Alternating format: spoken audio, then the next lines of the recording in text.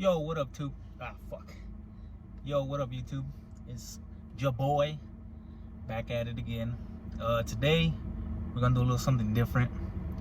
We're gonna be doing a reaction to scary animated stories, and to me this is kind of awkward because it's my first time doing this. I like watching them, but I don't know how I feel about doing one myself. But we're gonna give it a try. Today we're gonna be reacting to 3 quarantine horror stories animated, and this is by Dr. No Sleep. I'll have his channel up here.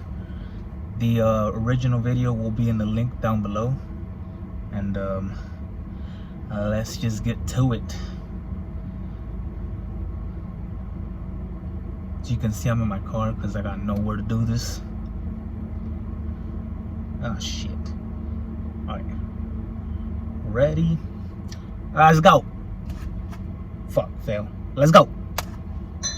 The doorbell rang 3 times, all in a row, spaced out in perfect 2-second intervals. I thought to myself, this is either a morbid prank or Pandemic Pete is at my door. Here's some backstory. The government promised us everything would be okay. They said they would protect us. Well, that clearly didn't happen. During the first couple weeks in lockdown, everything was fine. But after the first month, things got bad, really bad. The virus continued to spread and supplies ran dry. Luckily, my family and I were stocked up. We currently have enough food on hand to last us months. It's not really the pandemic that scares my family and I. A quarter-mile down from our house, there's a high-security prison. In technical terms, it's referred to as a supermax. This is where the worst of society ends up. The murderers, terrorists, and overall horrible human beings. For whatever reason, state officials released about half the prison population. Their reasoning was to contain the spread of the virus.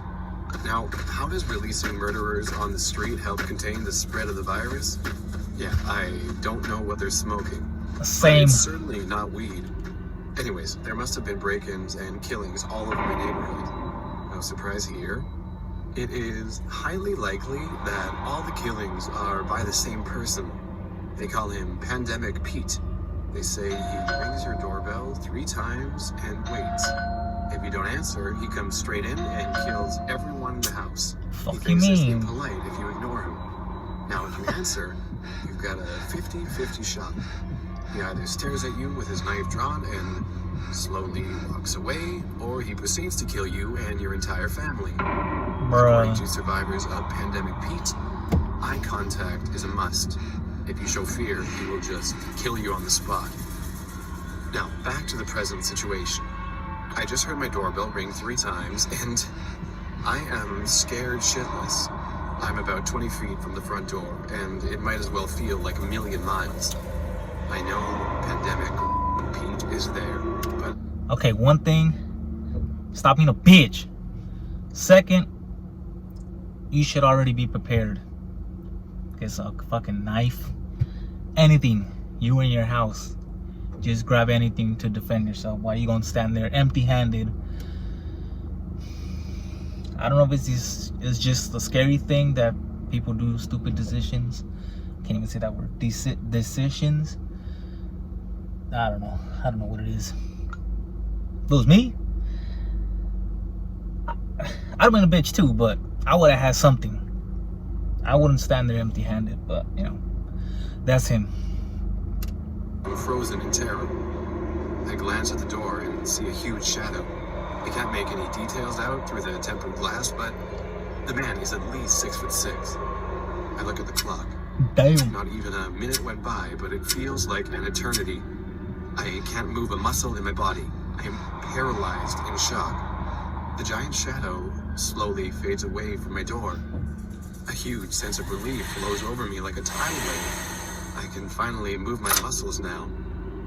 Slowly, I walk to my front door and open it. Nobody's there.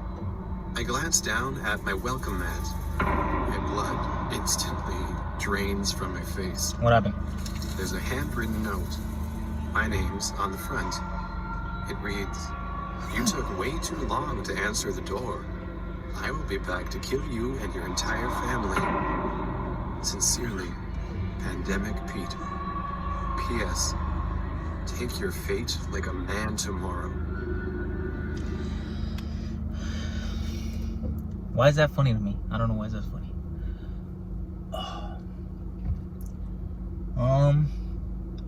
Story wasn't too scary. Well, at least not the first one. It was interesting, but it was being a bitch. That's what made it scary. But let's go on to the next one. I believed that everything was going to be okay until it wasn't. As fear spread across the nation, people began to take action to protect themselves and their loved ones. Shops and restaurants closed their doors. Large events and gatherings were canceled. Grocery stores ran out of stock. Individuals were urged to stay indoors and remain distant from those who were presumed to be sick. It didn't take long before anxieties rose and the belief grew that everyone who could possibly be in proximity was either infected or could infect them in some way. Weeks became months, and human socialization became a thing of the past. Birthdays and holidays became individual celebrations. Families spent time in separate rooms to avoid contact and contamination. It was only a matter of time before the end times reared their ugly face. I hadn't heard a person speak in weeks when the voices started. At first, I blew it off as nothing. It was barely audible. I told myself it was just the wind brushing against the siding of my apartment complex. Weeks passed, and the whispers continued. Still, they were barely audible, and I brushed them off as nothing. A month after the voices started, I felt a cold gust of air against my cheek, and I felt that before. I think there was one day when I was living with my godparents. I think my sister knows about this. I told her. I think it was like about 8 o'clock. This was when it would get dark early, and yeah, I was washing. I was there home alone. I was washing the dishes, milagro, and I was just minding my own business. And I feel, well, I didn't feel it, but I heard somebody in the back of my neck just breathe on me, like, and I tried to play it off, like, oh, okay, that was nothing. All right, cool. Kept doing it. I think it happened again, but it was on this side. So I was like, okay, fuck this. I grabbed my phone. I ran out of the house.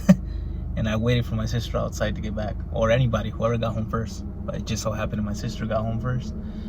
And yeah, I was outside being a bitch. Anyways. And heard the whisper vividly. Jason. Oh, hell I no. jolted up into a sitting position at the sound of my name and looked around my room frantically. Hello? Who's there?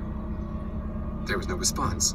I shook the fear and uncertainty out of my mind, laughed, and said to myself, "You're going nuts, Jason. Obviously, nobody said your name. There's no one here. Jason, I'm here. Why won't you talk to me?" Oh, hell no. Fuck that. Bro, I would've dipped. I don't give a fuck.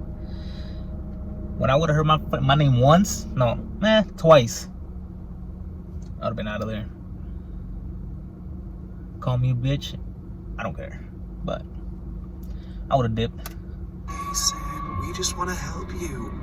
Fuck you We're are. your friends, Jason. Voices came from all around my room in louder whispers, all talking to me and saying my name.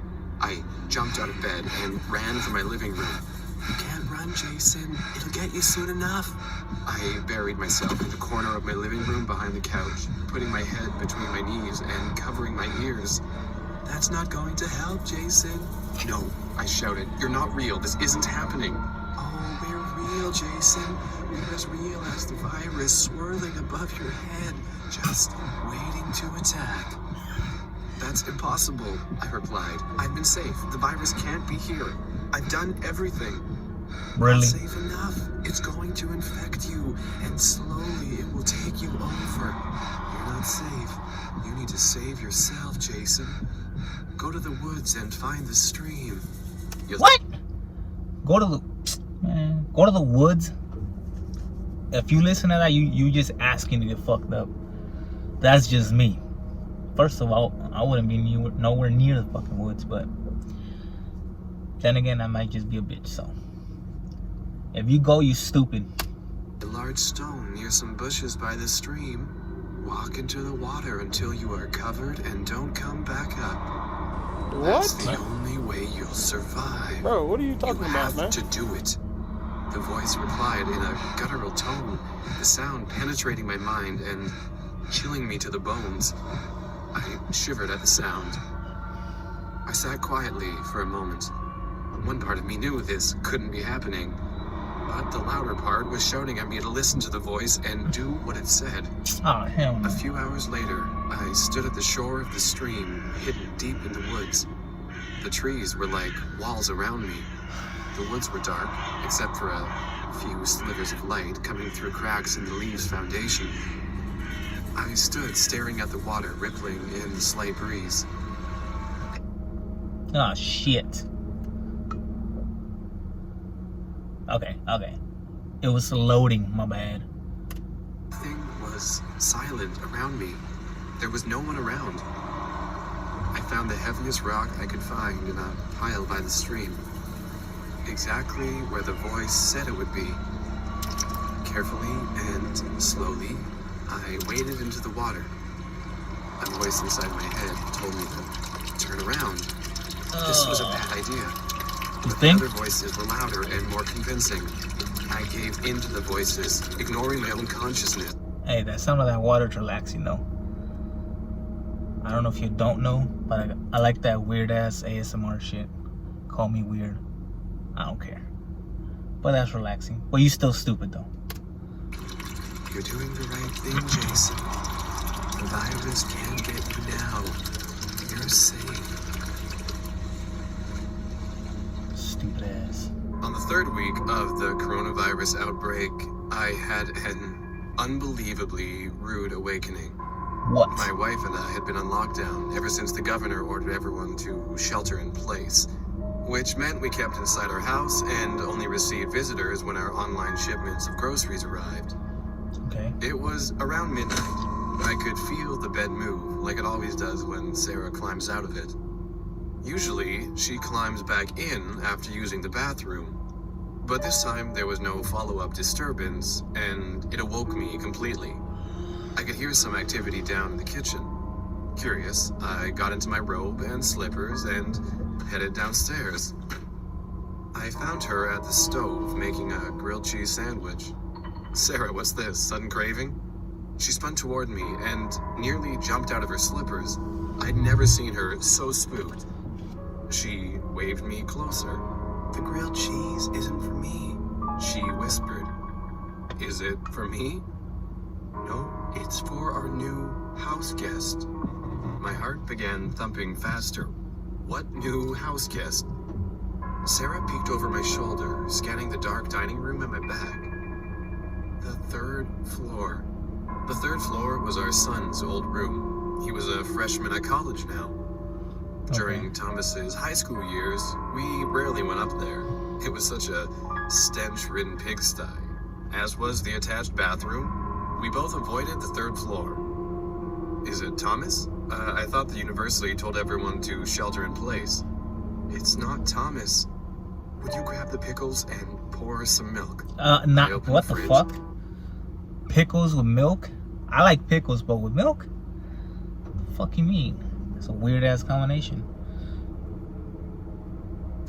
Sarah, you're freaking me the hell out. Yeah. Is this a joke? No. She handed me her phone. This came 10 minutes ago. It was a text from an unknown person. I'm a stranger to these parts. Please bring the following to the third floor. Grilled cheese, dill pickle, glass of milk. Don't call for help. Okay. She just said, well, I don't know if it was for her son. As you can tell, I'm not even paying attention, but it was in her son's room, but now it says I'm a stranger. Unless I understood it wrong. But how you gonna play it out? And I don't know. Fuck it. Whatever. You so stupid. My throat locked up. I stammered, trying to catch a breath. This came from someone in Thomas's room. Who? Sarah shrugged. She readied the plate and poured the milk. Now my phone dinged. Another text. Have your wife bring it up. The fuck? Alone. I never felt such fear. My body electrified with goosebumps. Sarah, let's call. Ding.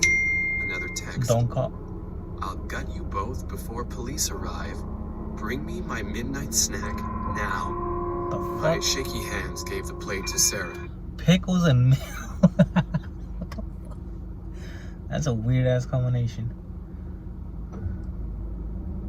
Curious to see who's up there.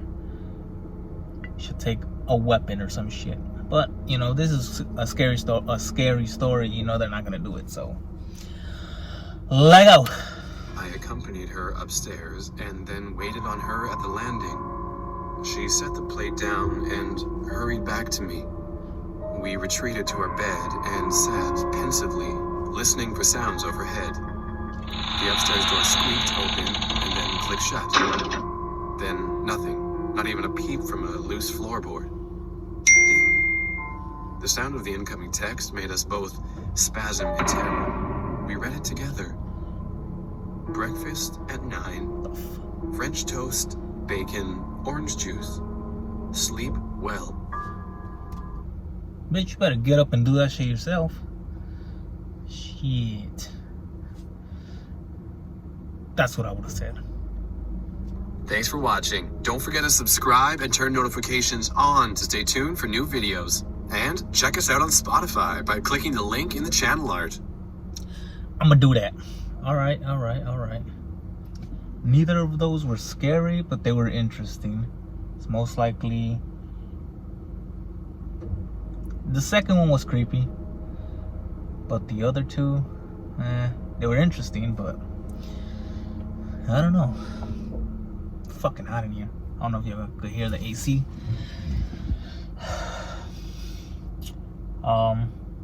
I'm definitely gonna check out more. Let me know if you like this reaction, so that will let me know I can do more. If not, I don't know.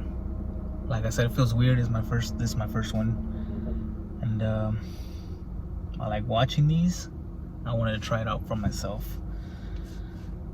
I would rather do it at night, but since I have to do it in my car, and I was gonna do it last night, but it was too dark, so I did not. Anyways, this guy's channel, I'm gonna leave his channel and that video in the description down below, so you go check him out.